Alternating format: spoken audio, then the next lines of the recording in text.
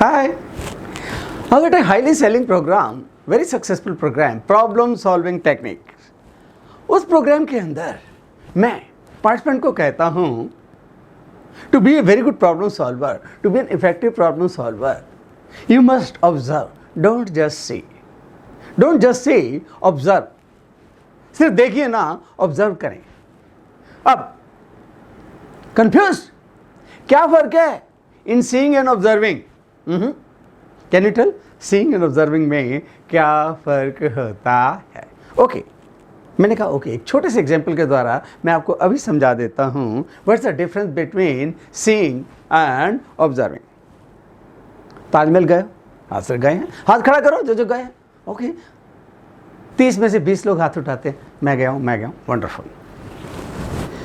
मुझे ये बताओ, ताजमहल जमुना के किनारे दलदली जमीन पे लगभग 450 सालों से मजबूती से खड़ा है. जस्ट हैव लुक एट ताज.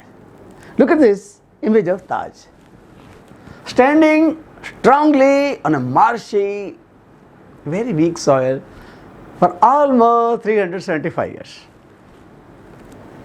दुनिया की सबसे महंगी इमारत उस जमाने की कहाँ बनाई गई? जमुना किनारे दलदली जमीन पे, जहां जमुना का पानी भी चढ़ाता था बारिशों में, और खड़ा है. अब मुझे सिर्फ इतना बताइए, खड़ा कैसे है? कोई साधारण बिल्डिंग होती कब की गिर जाती, वो खड़ी है कैसे? गुल. कुछ एक बताते हैं सर उसकी फाउंडेशन में स्पेशल मटेरियल डाला गया. मैंने कहा अच्छा बताओ क्या डाला गया? आरसीसी तो तब था नहीं, और होता तो कब का गल गया होता. आयरन बार्स होती गल जाती. स्टेनलेस स्टील तब बना नहीं था. यस, क्या डाला नहीं पता. कुछ एक पता है जिन्होंने, क्योंकि ये एग्जाम्पल, ये वाला सवाल कम से कम 100 सेशन में पूछ चुका हूँ, तो कुछ ने आपस में खुसर पुसर करके याद कर लिया या कि वो जो पानी वाला इलाका था वहाँ पर साल की लकड़ी के बड़े बड़े शैतेर काटकर नीचे डाले गए.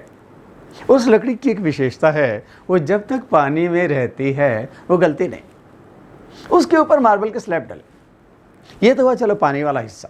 जो इधर वाला हिस्सा उसका क्या करें?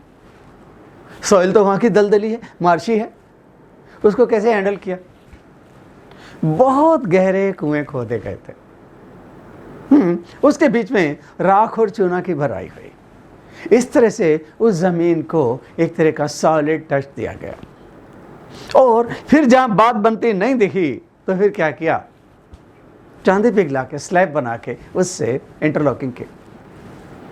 क्योंकि गोल्ड और सिल्वर दो नोबल मेटल हैं, ये पानी में गलते नहीं हैं, इनको रस नहीं लगता. That's it. इसीलिए ताज दुनिया की सबसे महंगी इमारत बनी, खड़ी है. Well yes my friends, you want to be a problem solver? होना पड़ेगा.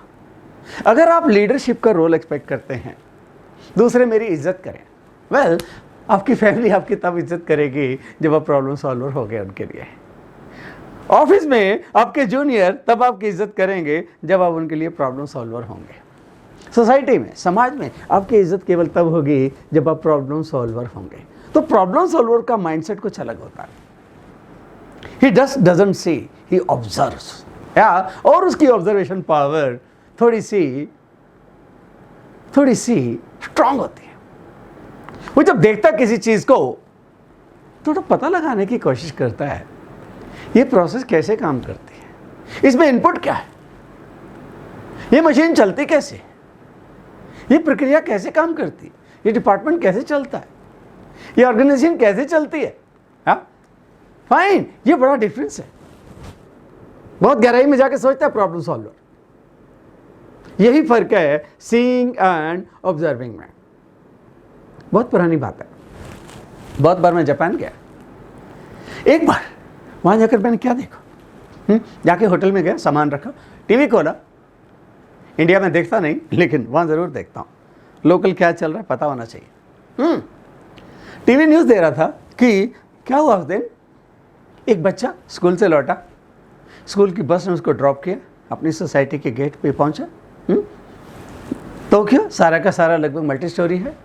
इसने अपने टावर के लिए, अपने घर जाने के लिए, अपार्टमेंट जाने के लिए बटन दबाया, लिफ्ट खोली, ऊपर जा रही थी।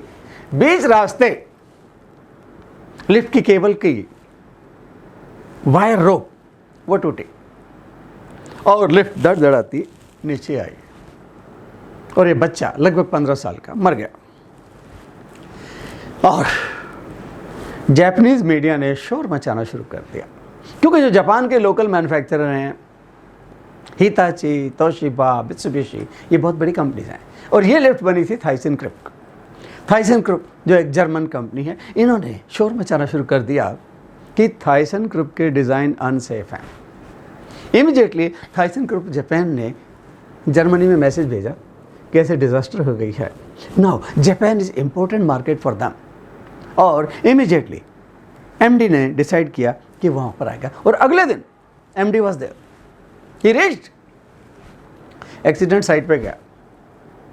उसने उस एलिवेटर को बड़ी बारीकी से देखा और उसे तुरंत समझ में आ गई प्रॉब्लम। उसने वहाँ के लोगों से कहा, मुझे इसके मेंटेनेंस रिकॉर्ड दिखाइए प्लीज़।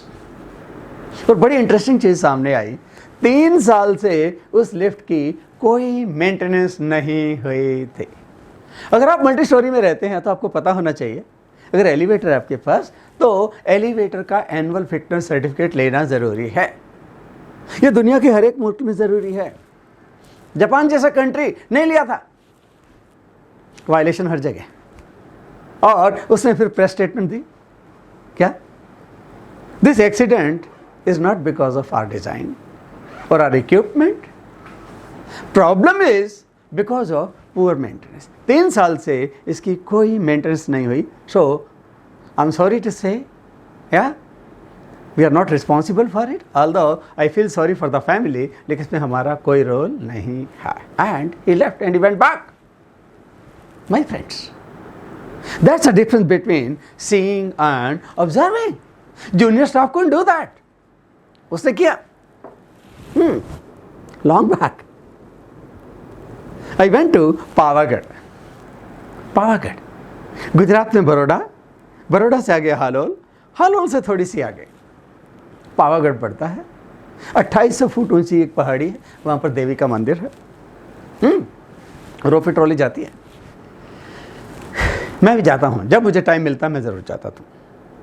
एक बार मैं क्या देखा, पूरी की पूरी ropeway trolley system badly rusted. I get scared. मैंने बोला, यार ये क्या कर रहे हो तुम लोग, तुम्हारा सारा का सारा सिस्टम रस्टी है, यहाँ किस दिन कोई बड़ा भारी एक्सीडेंट होने वाला है, क्योंकि मेंटेनेंस नाम की कोई चीज़ नहीं है तुम्हारी। And they started giving explanation. आप कैसे बोल सकते हैं बात, हम तो इतनी टेस्टिंग करते हैं। खैर, मैं तो सेफली घर वापस आ गया और 2 महीने बाद ही मुझे पढ़ने को मिला, there was a failure, ropeway system collapsed. लेकिन जितना मैंने सोचा था, प्रॉब्लम कहीं उससे भी ज़्यादा थी। मुझे लगा सिर्फ रस्ट है, टाइमली पेंटिंग नहीं हो रही। लेकिन क्या था, अगर आपने कभी रोपवे सिस्टम को बड़ी बारीकी से देखा हो, there are 2 giant pulleys, driver and driven. एक मोटा वायर का रोप चलता है उसके ऊपर। गियर बॉक्स की लुब्रिकेशन नहीं हुई, शाफ्ट टूटी, पुली जो बड़े वाली ड्राइवर पुली थी वो अपने एक्सेस से निकल गए, पूरा रोपवे सिस्टम कोलैप्स कर गया। Many people died. Google search कर सकते हैं पावागढ़ रोपवे ट्रॉली एक्सीडेंट, तो आपको मिल जाएगा। Really unfortunate. दुख की बात यह है, मेरे जैसा आदमी उनको पॉइंट आउट कर पाया, लेकिन वो खुद लोग ज़रा भी नहीं देख पाए। इट सीम्स वहाँ कोई ऑब्जर्वर नहीं था, सिर्फ और सिर्फ तमाशबीन थे। आई feel sorry for the people who died. And I believe that company is still running that ropeway system. Well, you all know how this happens in our country. पड़ोस में जहाँ मैं काम करता हूँ, एक कंपनी 600 टन की पावर प्रेस खरीदी, यांगली चाइनीज प्रेस लाइन। 2 महीने के अंदर ही कनेक्टिंग रॉड टूट गई। स्टाफ ने बदली, फिर चलाया, 1 महीने बाद फिर टूटी, फिर बदली, फिर टूटी। And they started blaming the managing director. लाला ने पैसे बचाने के चक्कर में चाइनीज माल ले लिया और हम रोज भुगत रहे हैं। टारगेट तो हमें पूरे करने होते हैं ना। फिर हम लोग पहुंचे, बड़ी इंटरेस्टिंग चीज सामने आई। 600 टन की प्रेस के ऊपर 1000 टन का जॉब लगा रखा था। 600 टन की प्रेस इफेक्टिवली 480 टन डिलीवर कर सकती है, पर जॉब लगा था 1000 टन। प्रेस बेचारी क्या करे, फेल होना था। देख उनसे, but one observer comes and tell them, wow what are you doing. So message क्या मेरे दोस्तों, मेरे मित्रों, don't just say, observe, observe and observe. Thank you very much.